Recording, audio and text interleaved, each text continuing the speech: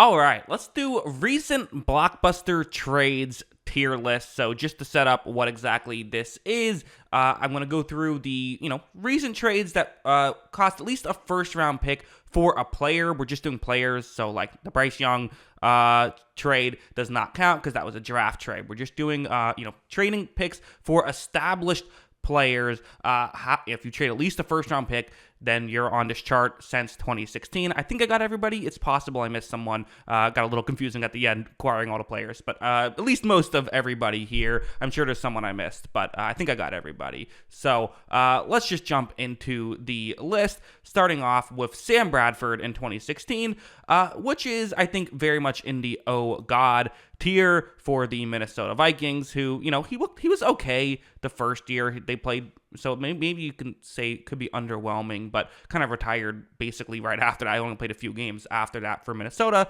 They got a first round pick, the Eagles did. So yeah, that's the oh god tier. And again, just to be clear, I am only taking this from the perspective of the team that traded for that player, not factoring in what that pick was used for or anything like that, just what was traded for that player. So then we go to Brandon Cooks. We have two Brandon Cooks situations here, because Brandon Cooks was traded for a first round pick in back-to-back seasons, if you remember. First, he was traded from the Saints to the Patriots, and I would say they got what they paid for. They got a year out of Brandon Cooks. He was very good for them. They went to a Super Bowl, and then they flipped him to the Rams, who I would also say got what they paid for. And maybe you could even argue the Patriots should be in good because they got a year of Brandon Cooks and then traded for a first round pick, so they flipped it kind of perfectly there. But we're just factoring in the trade for Cooks there, getting the year out of him, got what they paid for. And I think the, Cooks was very good for the Rams, helped get them to a Super Bowl. So to me, this feels like, I think both teams feel pretty solid about those trades, but neither are like, incredible about it or anything like that. The Khalil Mack one, it's interesting because at first, the first game was amazing. The first year, it was amazing. But I think I'm going to bring it down to good. They did pay a lot for him. And, it was also the situation where I think that the rest of the team wasn't good enough to take advantage of the value that they, could have generated with Mack. So Mack kind of did his part and then some. They paid a lot, and he still overperformed what they paid for, but it wasn't able to be amazing and get you on a deep playoff run, largely due to no fault of his own. Then we have Amari Cooper. Remember, the Cowboys traded a first-round pick for Amari Cooper, who, it went okay, I guess you could say, at first. I think it actually went really good. First year looked awesome, but I don't know if he ever really reached the height that they were hoping, and they did kind of unceremoniously get rid of him. So I'm actually going to say a little bit underwhelming. It was awesome at first, but just not getting him for a long period of time, having to pay him a contract that they ultimately decided wasn't worth it and moved off of relatively early on, I think goes to the underwhelming category for Dallas. The Odell Beckham trade is another oh god trade. That was in the sense of I think Odell was talented. It didn't work out. With him and Baker, for whatever reason, it didn't work out. I thought he played well for Cleveland, but they could have given him the ball. It was just a weird situation. So, yeah, that's oh god. And the Frank Clark trade, again, maybe this is unfair, but I'm not going to put it in oh god.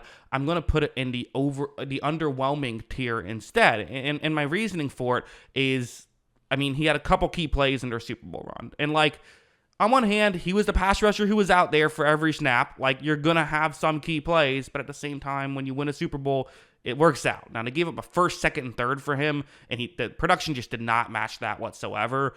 So it certainly wasn't, they didn't get what they paid for. And I think if they didn't win a Super Bowl, you'd put it into oh god tier, but they won a Super Bowl. So that's how I view that.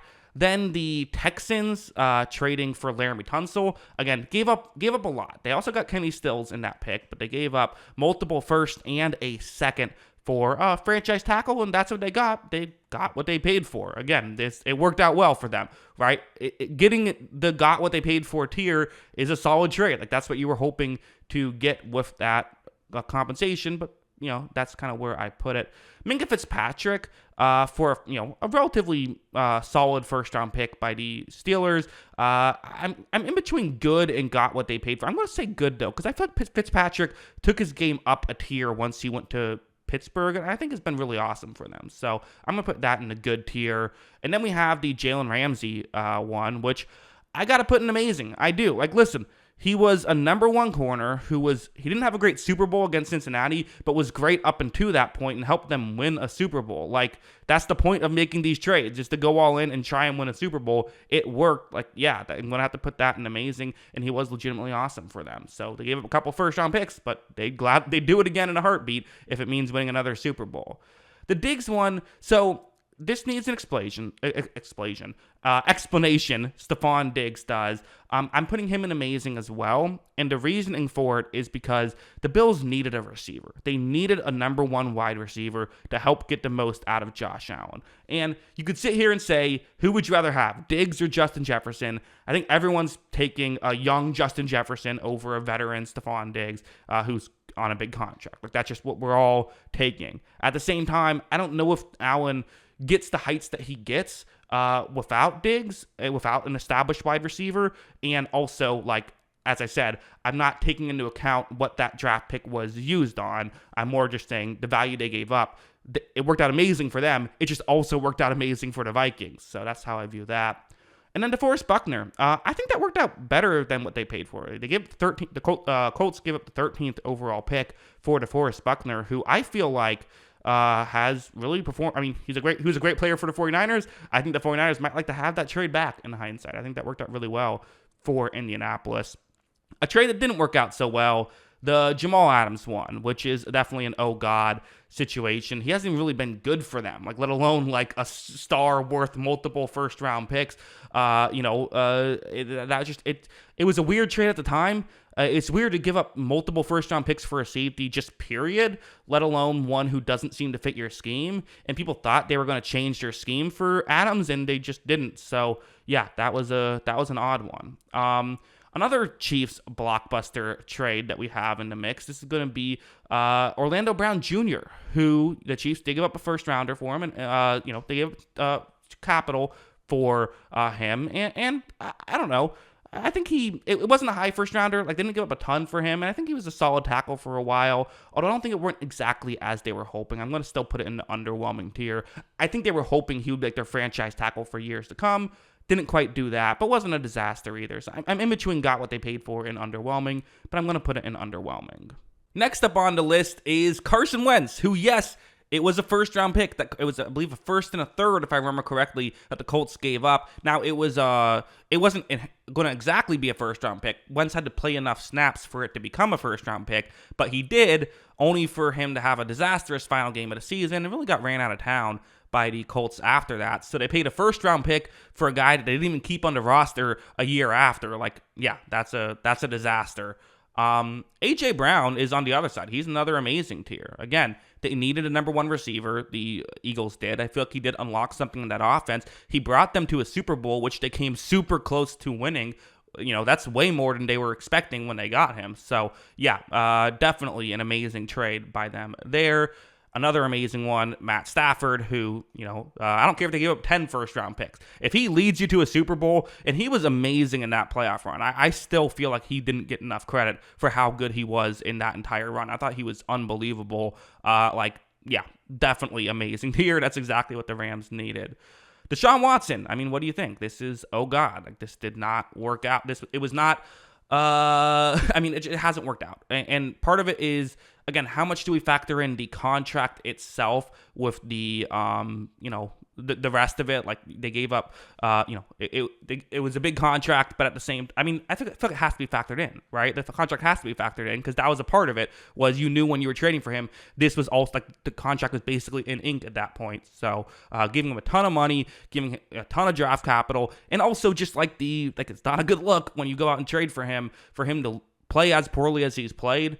It could change, but for now, it's certainly in the oh God tier. So poor Browns fans with two oh God trades in the mix. Hollywood Brown, Marquise Brown, the Cardinals to give up a first round pick. It felt like there was some sort of weirdness where I think people were speculating that maybe it was to keep Kyler happy or whatever. But he hasn't been worth a first round pick. He's been a good player for them. He was, it was a weird trade at the time. It felt like at the time they weren't going to get what they paid for, and they haven't. But he's still a good player. He still does nice things for them. And it was just a first-round pick, not multiple like some of these other guys have gotten. So Devontae Adams, this feels like got what they paid for, right? Like I think that the Raiders fans like, yeah, this is what we expected. I think they ended up being in not quite as good of a situation as they thought. They had made the playoffs prior to making this trade, and things around, Adams have been kind of disappointing, but he's not exactly.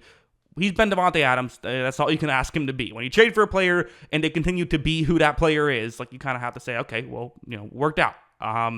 Russell Wilson, again, similar to Watson, it's an oh god right now. He played horrible. So, what do it looks like they're going to move off of him. So at least for the Watson thing, it could turn around. If Wilson's gone, then that's just, it's set in stone at that point. It's oh god. Finally, Aaron Rodgers, who I think it's just, I'm going to put in got what they paid for because it's too early to tell. Now, it's a little unfair to even put him on this list, but, just because it wasn't actually a first-round pick. But at the time, it was supposed to be a first-round pick that turned into a second-round pick. Or actually, now that I'm thinking about it, I believe they did give up a first-round pick. And then the second, only one first-round pick, though, was what it was. So, yeah, is on the list, belongs on the list. But at the same time, got injured 4 snaps in. What are you going to do? Well, I mean, maybe, I guess, actually, now that I think about it, I have to put in underwhelming, right? Because, okay, it's no one's fault that he got hurt right away, but, it's still, the results have been underwhelming so far, given what we were expecting. So, they haven't got what they paid for because they haven't gotten anything yet, but it's also not anyone's fault. So, you can't say, oh, God, just yet. But we'll see how all this goes. So, yeah, that is my tier rankings. A lot of bad, interestingly enough. I would have thought that most teams would be in the kind of the top half, but that hasn't really been the case. I wonder if just the Rams kind of changed perception because they made these trades and a lot of it has worked out. But you have to be really smart in how you're making these trades. I mean, especially the quarterback trades. There's 4 quarterback trades in the oh god situation right here, and then 1 in disappointing, and then the only quarterback trade that worked out was Matt Stafford, which really worked out. So quarterback trades, maybe that's something to pay attention to, or maybe it's just a coincidence. I don't know.